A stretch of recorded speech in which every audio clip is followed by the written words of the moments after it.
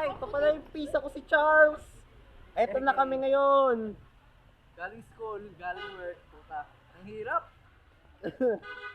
Napakahirap na pinagdaan ng pizza ko. Ito tayo ito, pinakamagaling. Oy, hindi na ako magaling ha. Hindi, sa mga bully.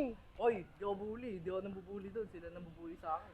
Hindi, ako yung binubuli mo dati nung maliit. Oo, Nung bata. Maliit pa ako yun, hindi tayo. Pero ang pinakamahina, si Matmat. Mahina yun. Hindi siya malakas. Kaya, pinakikaya itong pizza ko. Ito yung pinakagwapo sa...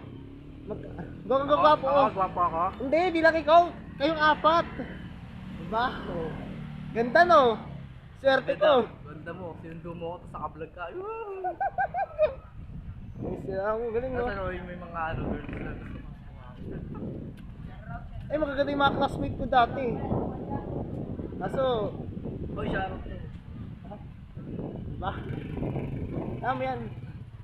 Ayan, naglalakad na kami ng pisang ko kasi napid ko.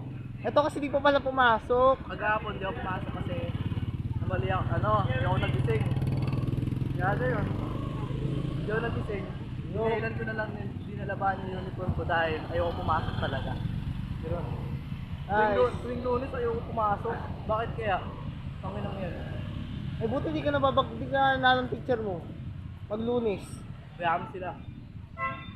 Uy, ay nakatayo yung pag-aaral mo ba? Bumagsak ka, Choy. Hindi naman. Maawa sa akin yun. Maawa sa akin mga yun.